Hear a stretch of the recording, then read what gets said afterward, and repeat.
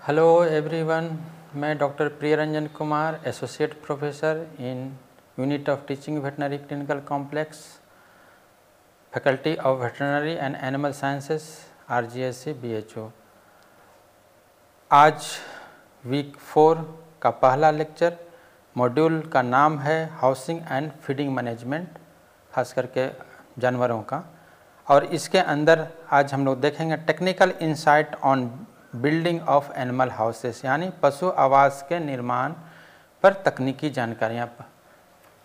जब हम पशुपालन करते हैं या पशुपालन करने का सोचते हैं तो सबसे पहले आवास की ज़रूरत पड़ती है।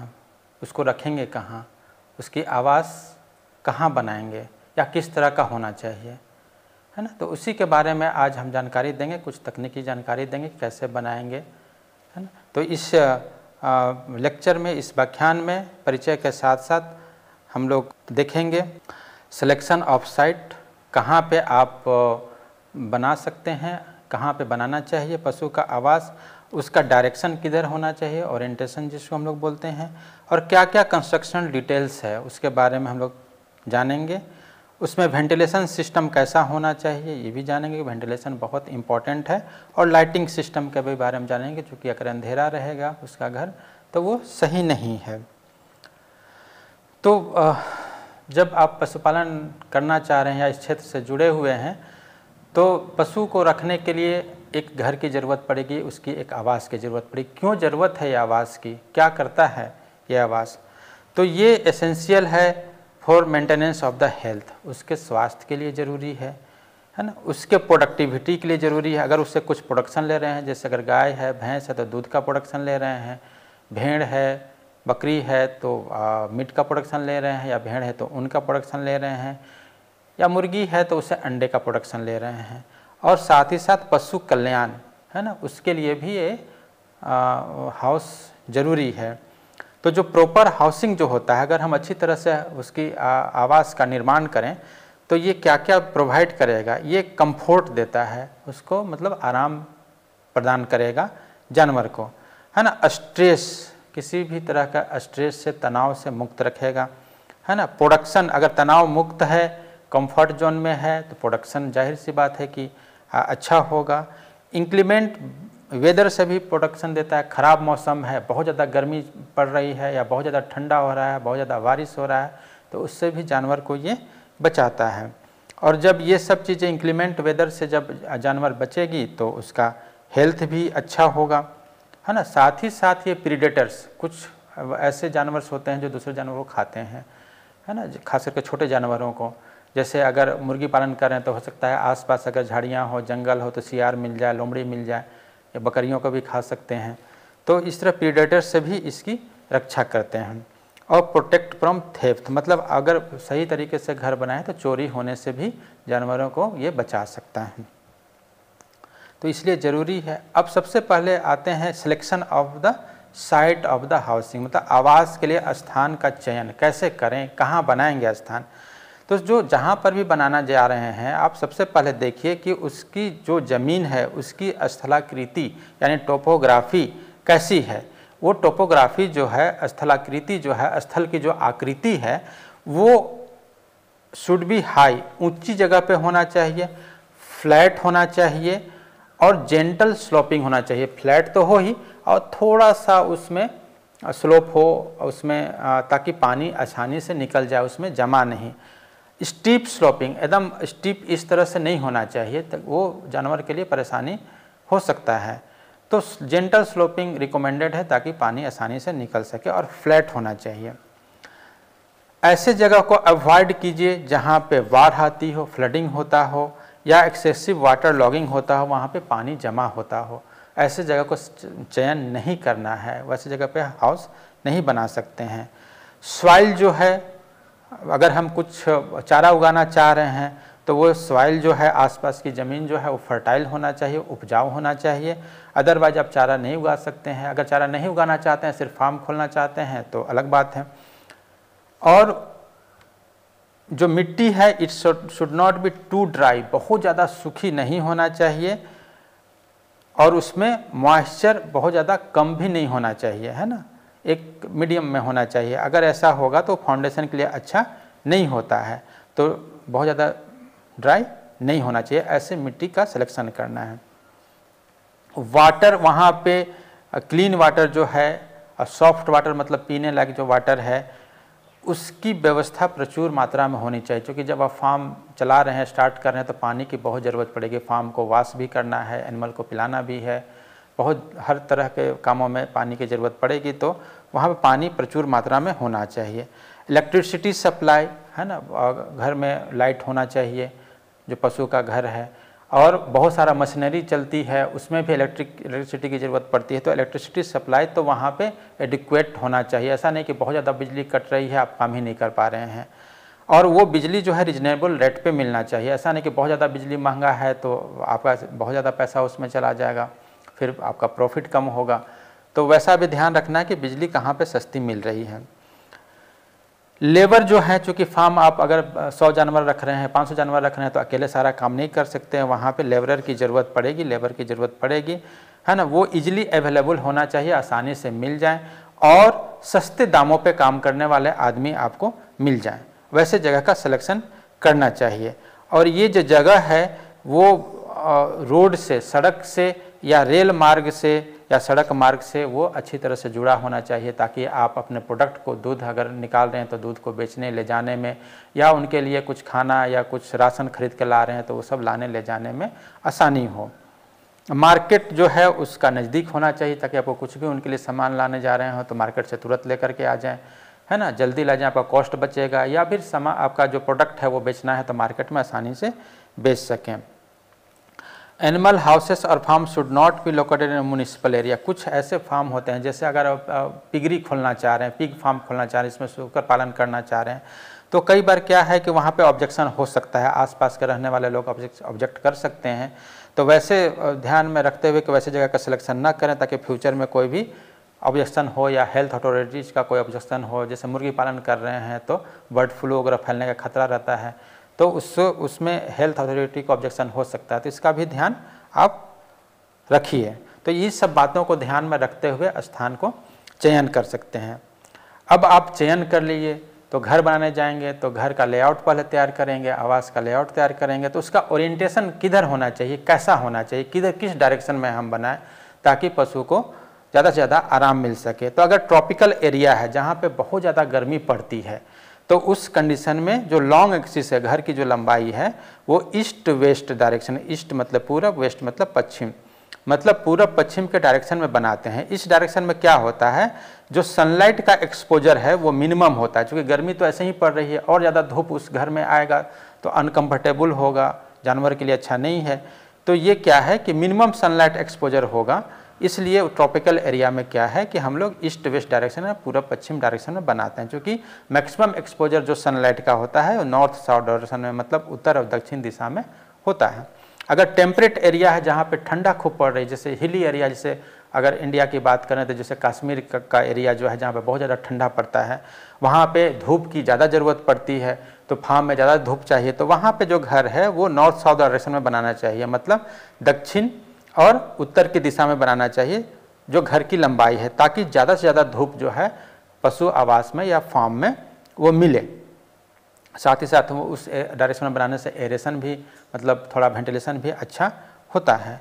अगर कोस्टल एरिया है, समुद्री एरिया में आप रह रहे हैं, उसके किनारे रह रहे हैं, वहाँ पे बहुत तूफान चलते हैं, साइक्लोन्स आते हैं, वैसे कंडीशन में छत उसका उड़ जाता है, तो वहाँ भी ध्यान में रखना है कि छत जो ऐसा बनाए ताकि वो across the prevailing direction of the wind हो, ताकि वो छत को उड़ने से बचाया जा सके। तो इन सब बातों को ध्यान में रह करके आप सिलेक्शन किए, फिर उसका ओरिएंटेशन की किस डायरेक्शन में बनाना है, फिर घर को बनाना आप शुरू करते हैं।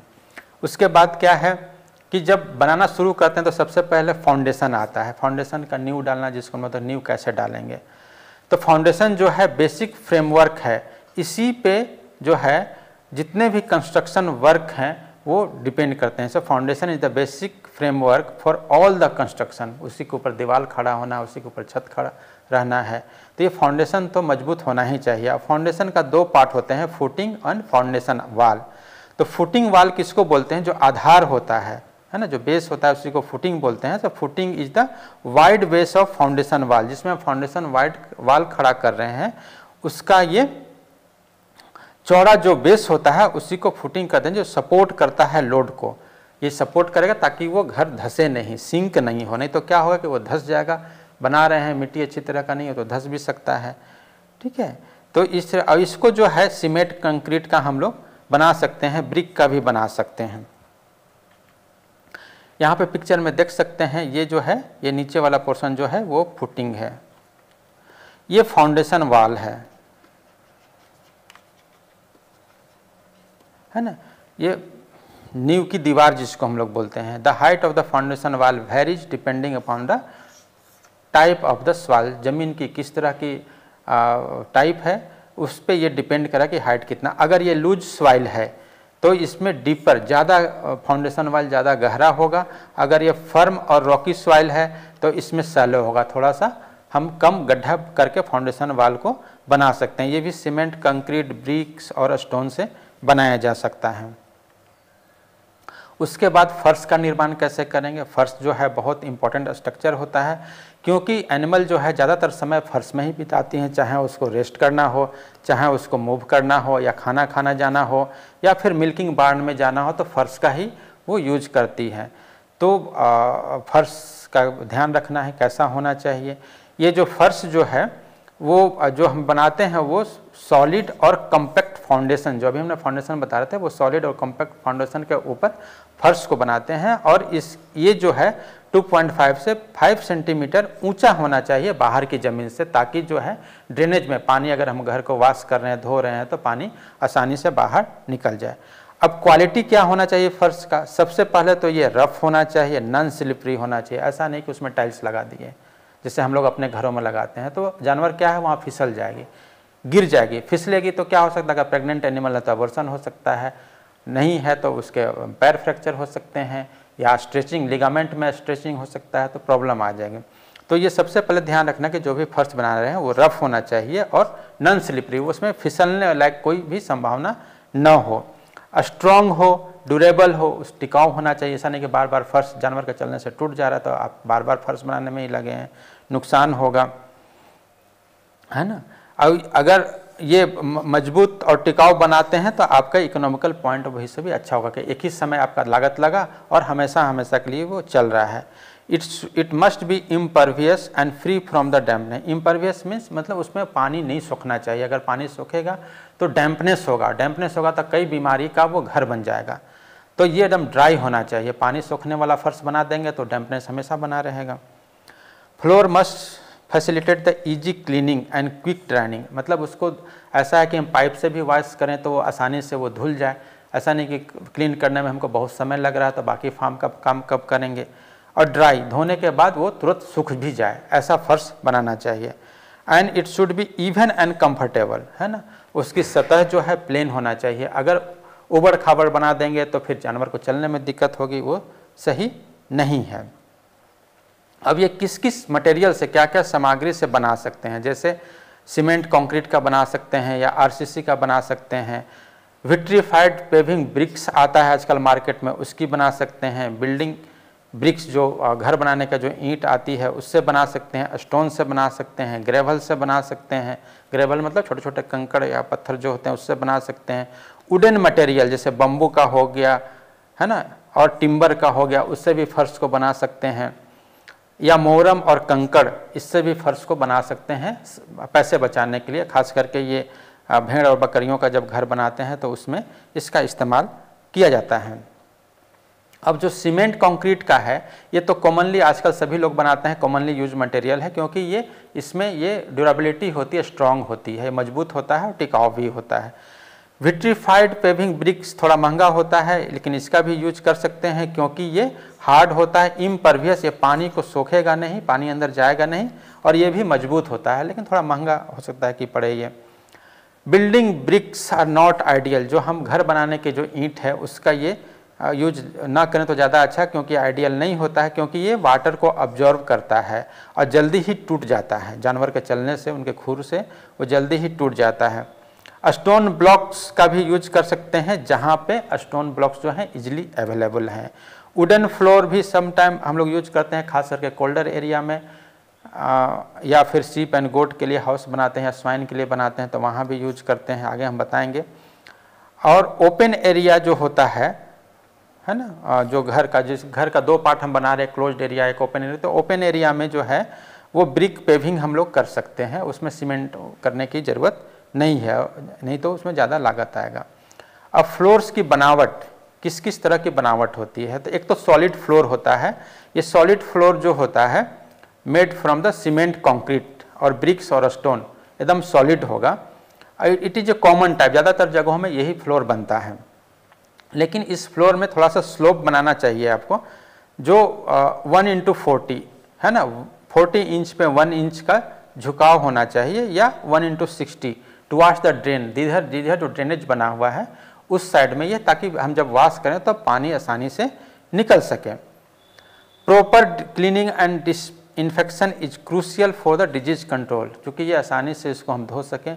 अगर इसको नहीं धो पाएंगे तो ये क्या है कि डिजीज इन्फेक्शन यहाँ से लग सकता है। तो ये सॉलिड फ्लोर का कुछ खासियत था।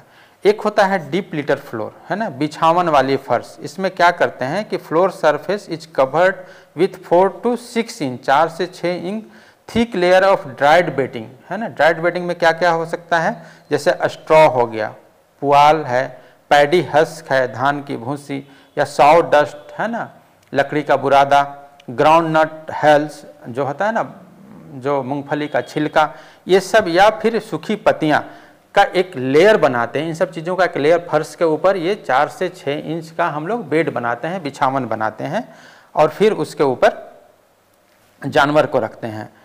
The litre mixes with excreta, इसमें क्या होता है कि इसी में जानवर पेशाब करेंगे, गोबर भी करेंगे, तो ये डिकम्पोज भी करेगा, तो इसको बार बार रिप्लेस करना पड़ता है कि 1 महीना तक, या कभी कभी उससे ज़्यादा भी यूज करते हैं। जब लगे कि ये ख़राब हो जाए तो इसको लगा करके फिर दूसरा बेडिंग मटेरियल, इसी को लीटर भी बोलते हैं, उसको फिर से लगाते हैं और रिप्लेस करते हैं, फिर लगाते हैं। क्योंकि बहुत ज़्यादा दिन तक रखेंगे तो क्या होगा कि उसमें इन्फेक्शन फैलने का चांसेस बढ़ सकता है। लेकिन ये इन्फेक्शन, माइक्रोऑर्गेनिज्म के ग्रोथ को हम लोग चूना का छिड़काव करके थोड़ा कंट्रोल किया जा सकता है। एक होता है एलिवेटेड फ्लोर, जो floor is raise above the ground, 1 से 1.5 मीटर, 1 to 1.5 मीटर, 1 से 1.5 मीटर ऊंचा ग्राउंड के ऊपर हम लोग ये फ्लोर को बनाते हैं। जैसे ये फ्लोर है, नीचे का ज़मीन है, तो इसके ऊपर, इतना ऊपर हम लोग ये फ्लोर बनाते हैं। और इसमें क्या होता है कि ये जो क्यों करते हैं इस तरह का, कहीं पे अगर लो लाइंग एरिया है, नीचा ज़मीन है, ऊंची ज़मीन नहीं है, या जहाँ पे बरसात बहुत ज़्यादा हो रहा है, पानी बहुत ज़्यादा हो रहा है, तो वहाँ पे क्या है कि वाटर लॉगिंग का समस्या हो सकती है, तो वहाँ पे फर्श को ही थोड़ा सा उठा देते हैं, है ना। और इसमें क्या होता है कि छोटे छोटे होल्स होते हैं, बीच में स्लिट होते हैं, और जब एनिमल जब गोबर करते हैं तो वो सीधे नीचे आकर के जमा होता रहता है, यहाँ से यहाँ। जब इसके ऊपर जो है जानवर रहते हैं और उनके एक्सक्रीटा जो हैं वो नीचे आकर के जमा होता रहता है। तो इस तरह के फ्लोर को हम लोग एलिवेटेड फ्लोर कहते हैं। और ये जो इस तरह का फ्लोर है वो मेंटेन करता है क्लीननेस को, ड्राई भी रहेगा, सूखा भी रहेगा, और हाइजीनिक इन्वायरमेंट को भी मेंटेन करता है, क्योंकि उसके जो एक्सक्रीटा हैं, जो उसके वेस्ट हैं, या खाने वाला भी कुछ सामान है उसका जो बच गया, वो सब नीचे उसके होल से नीचे आकर के नीचे ज़मीन की सतह पे जमा हो जाएंगे। तो इस तरह का फ्लोरिंग कभी कभी शीप एंड गोट के लिए भी यूज करते हैं। अब दीवार का निर्माण कैसे करना है ना। तो जो दीवार होता है, wall are supportive structure and built above the foundation. Foundation जो हमने दिया था उसके ऊपर ही दीवार का निर्माण करते हैं। तो ये जो क्या है, दीवार, एक तो हम इसके ऊपर, दीवार के ऊपर ही छत बनाते हैं, रूफ इसको सपोर्ट करता है, और ये दीवार जो है एनिमल को भी प्रोटेक्ट करता है फ्रॉम द कोल्ड। अगर ठंडा बहुत ज़्यादा है, विंड बहुत ज़्यादा, हवा बहुत तेज़ चल रही है, या बारिश हो रहा है, तो इससे भी जानवर को प्रोटेक्ट करता है, और साथ ही साथ ये छत को सपोर्ट करता है कि दीवार के ऊपर ही छत रहता है।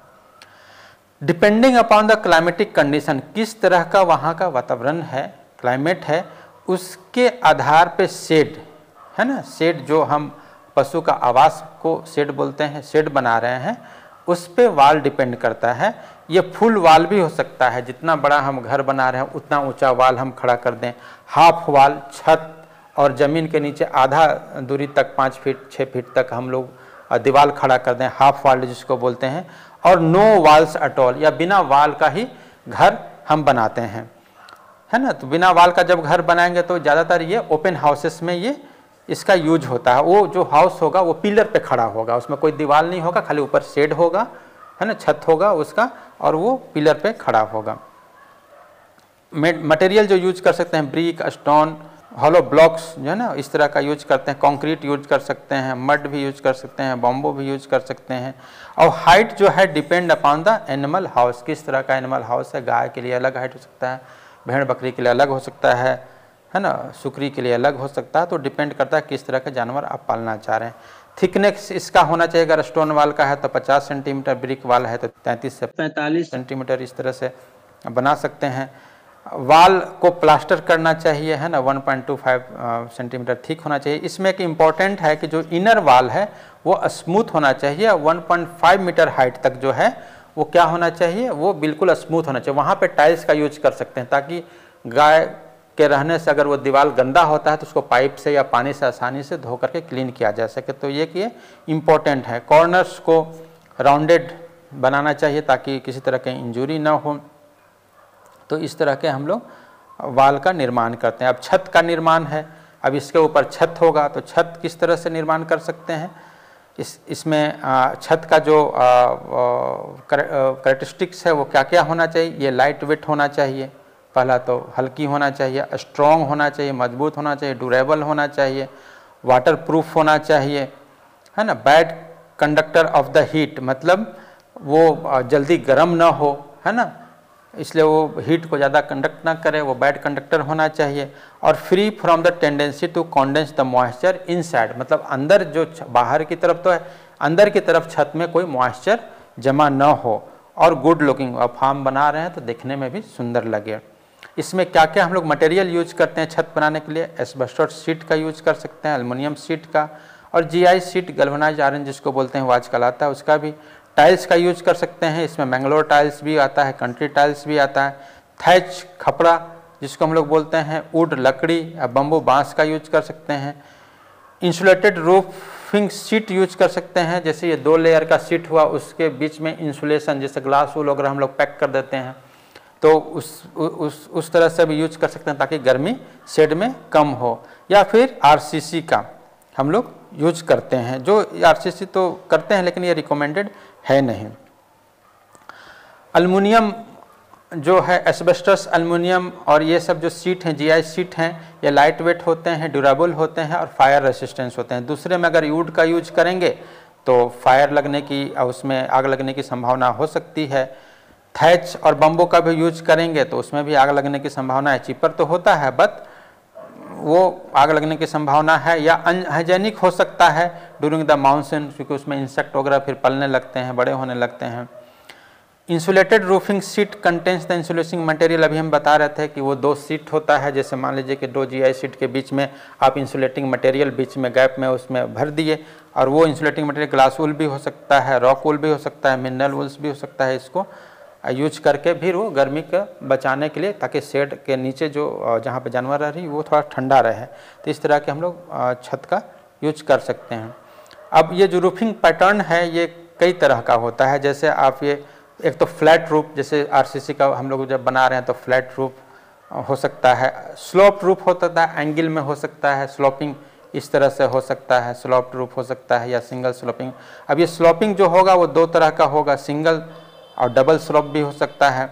सिंगल स्लोप जो है 3 मीटर के डिस्टेंस अगर 2 वाल के बीच में है तो बना सकते हैं। अगर उससे ज़्यादा डिस्टेंस है, 4 से 6 मीटर है, तो उसमें डबल स्लोप रूफ का यूज करते हैं। इसमें क्या क्या होता है, डबल स्लोप रूफ में क्या क्या आता है, जैसे कपल क्लोज रूफ हो गए, कॉलर बीम रूफ हो गए, किंग पोस्ट ट्रस रूफ हो गए। अभी फिगर दिखाते हैं, जैसे आप यहाँ पे देख सकते हैं फ्लैट रूफ हो गया आरसीसी का बना हुआ, ये सिंगल स्लोप रूफ हो गया, एक ही साइड से इसका स्लोपिंग है। ये कपल क्लोज रूफ हो गया, इस तरह से जो रूफिंग किया गया है ये कपल क्लोज्ड हो गया। यहाँ पे कॉलर बीम हो गया, एक सपोर्ट दिया गया है, ये कॉलर बीम हो गया।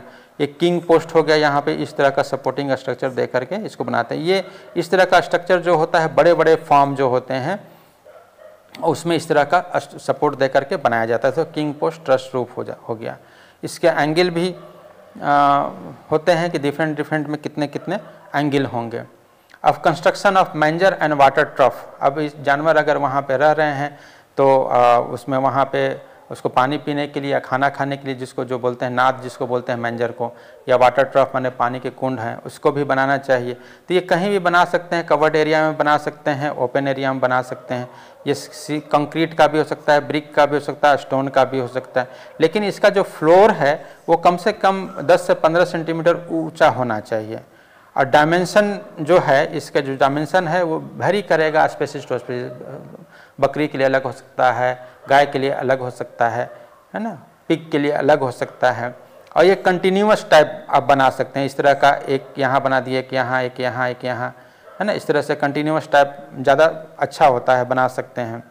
इसमें एक लॉन्ग आयरन पाइप लगा सकते हैं ताकि जो है ना, ये इनर वाल, अगर ये नाद अगर बना रहे हैं, ये आउटर वाल हो गया, इनर वाल हो गया, तो इसी के लेवल में एक इसके लंबाई में, जैसे ये नाद बना हुआ है तो इसके लंबाई में एक आयरन बार अगर लगा देते हैं पूरा लंबाई में, तो इससे क्या होगा कि एनिमल जो खाना खा रही है तो वो नाद की तरफ या मेंजर की तरफ न जाए, उधर जाने से उसको प्रिवेंट करेगा,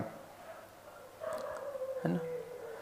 अब नेक्स्ट देखते हैं वेंटिलेशन सिस्टम। वेंटिलेशन सिस्टम जो है वो किस तरह का होना चाहिए। तो वेंटिलेशन किसको बोलेंगे? वेंटिलेशन मीन्स अनइंटरप्टेड, बिना किसी बाधा के exchange of fresh air to foul air, है ना। फाउल एयर को, जो शेड था एनिमल का हाउस था, उसमें जो फाउल एयर जमा हो गया था उसको एक्सचेंज करते रहना है कंटिन्यूअसली, किसी बिना बाधा का, अनइंटरप्टेड। मतलब फ्रेश एयर आ रहा है, बैड एयर बाहर जा रहा है, फ्रेश एयर आ रहा है, बैड एयर बाहर जा रहा है, इसी को वेंटिलेशन सिस्टम बोलते हैं। तो वेंटिलेशन जो है, ये वेंटिलेशन का प्रॉब्लम तो ओपन हाउसेस में नहीं होता, आगे चल करके हम ओपन हाउसेस, क्लोज हाउसेस भी बताएंगे। तो यहाँ तो प्रॉब्लम नहीं है वेंटिलेशन का, लेकिन जब क्लोज हाउसेस बनाते हैं वहाँ पे प्रॉपर वेंटिलेशन देना जरूरी है। हम वेंटिलेशन अगर प्रॉपर होगा, अगर पुअर है तो सही है, अगर पुअर होगा तो रिस्पायरेटरी इशू हो सकता है, उसके सांस लेने की तकलीफ, या हीट स्ट्रेस हो सकता है, कुछ गर्मी भी बाहर शरीर से आती है ना, और एक्युमुलेशन ऑफ अमोनिया गैस होगा। ये सब क्या होगा कि एनिमल के लिए, हेल्थ के लिए अच्छा नहीं है। अब ये वेंटिलेशन सिस्टम जो है दो तरह का होता है, एक नेचुरल वेंटिलेशन हम लोग यूज कर सकते हैं, या मैकेनिकल वेंटिलेशन। तो नेचुरल वेंटिलेशन में इनलेट, जिधर से हवा आ रही है और जिधर से बाहर जा रहा है, तो जिधर से हवा आ रही है फ्रेश एयर, उसको हम लोग इनलेट बोलते हैं, इनलेट वेंटिलेटर्स। और जिधर से हवा बाहर निकल रही है उसको हम लोग बोलते हैं आउटलेट वेंटिलेटर। तो इनलेट वेंटिलेटर जो है ये क्या क्या हो सकता है? विंडो हो सकता है, डायरेक्ट इनलेट पाइप्स हो सकता है, एयर ब्रिक्स हो सकता है। ब्रिक्स होता है उसमें छोटे छोटे होल होते हैं, उसको एयर ब्रिक्स बोलते हैं, जैसे ये होल हो गया। इसी तरह से मेटल ग्रेटिंग हो गया, ये ब्रिक्स की जगह मेटल का बना होता है उस तरह से। तो ये हम लोग इनलेट की तरह यूज करते हैं उसको, है ना, जाली, धातु की जाली।